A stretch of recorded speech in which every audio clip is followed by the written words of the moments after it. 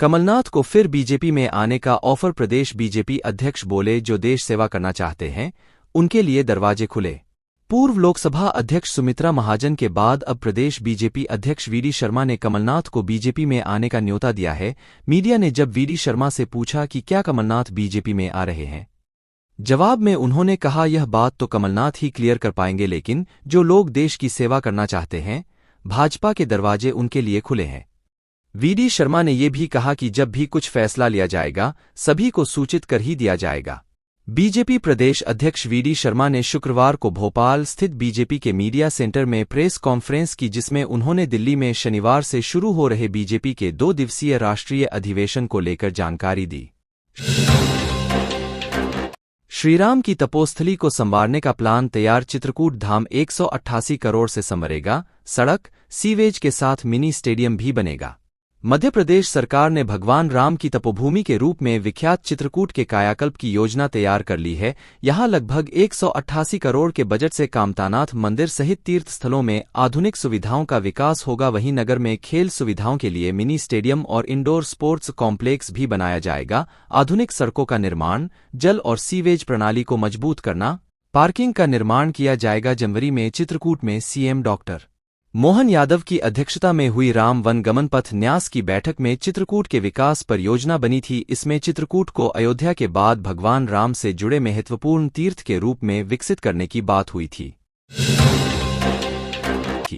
इंदौर में 2200 शिक्षक जांचेंगे बोर्ड की कॉपी। उत्तर पुस्तिकाओं में लगेगा बार कोड। 22 से शुरू होगा मूल्यांकन। एमपी बोर्ड की 10वीं और 12वीं की परीक्षाओं का दौर जारी है। इसके साथ ही उत्तर पुस्तिकाओं के मूल्यांकन की तैयारी भी शुरू हो गई है। 22 फरवरी से उत्तर पुस्तिकाओं का मूल्यांकन शुरू हो जाएगा। शहर में 2200 से ज्यादा मूल्यांकनकर्ता कॉपियां जांचेंगे। हालांकि तब तक दोनों परीक्षाओं के सारे प्रमुख पेपर हो चुके होंगे।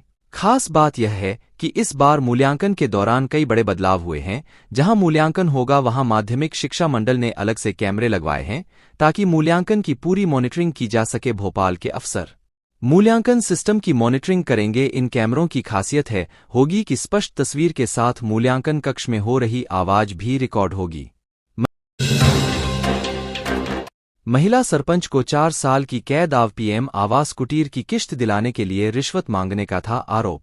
प्रधानमंत्री आवास के तहत कुटीर की अंतिम किश्त दिलाने के एवज में महिला सरपंच ने 5000 रुपये रिश्वत मांगी थी। लोकायुक्त पुलिस ने महिला सरपंच को रिश्वत लेते रंगे हाथों पकड़ा था। कोर्ट ने आरोपी सरपंच को रिश्वत के मामले में 4 साल की कठोर कैद के साथ 2000 रुपये के जुर्माना की सजा दी है। नर्मदा जयंती पर चढ़ाई गई 551 मीटर लंबी चुनरी। 7 मोटरबोट के मदद ली गई। सैकड़ों श्रद्धालु हुए शामिल। शुक्रवार को सोंडवा के नर्मदा तट पर नर्मदा जयंती महोत्सव धूमधाम से मनाया गया। इस मौके पर ककराना गांव में पूर्व विधायक मुकेश पटेल ने मां नर्मदा की महाआरती एवं चुनरी यात्रा कार्यक्रम का आयोजन कराया, जिसमें बड़ी संख्या में श्रद्धालु जन शामिल हुए। नावों पर निकली भव्य चुनरी यात्रा। कार्यक्रम में वैदिक मंत्रोच्चार के बीच 551 मीटर लंबी चुनरी को नर्मदा मिया को एक छोर से दूसरे छोर तक ओढ़ाया गया, जिसके लिए 7 मोटरबोट व 8 नावों का सहारा लिया गया। इसके बाद मां नर्मदा की आरती की गई। वहीं नर्मदा भंडारा समिति के तत्वाधान में आयोजित विशाल भंडारे में हजारों श्रद्धालुओं ने महाप्रसादी का लाभ लिया। रीवा में वेस्ट टू एनर्जी प्लांट का हुआ लोकार्पण। 158 करोड़ की लागत से बना प्लांट 28 नगरीय निकायों के कचरे से प्रतिदिन बनाई जाएगी 6 मेगावाट बिजली।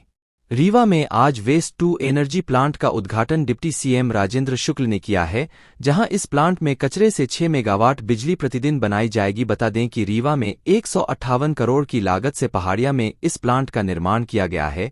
इस अवसर पर राजेंद्र शुक्ल ने कहा कि ये कचरा शोधन प्लांट वेस्ट टू एनर्जी पर आधारित है। यह रीवा और विंध्य के लोगों के लिए एक बड़ी सौगात है।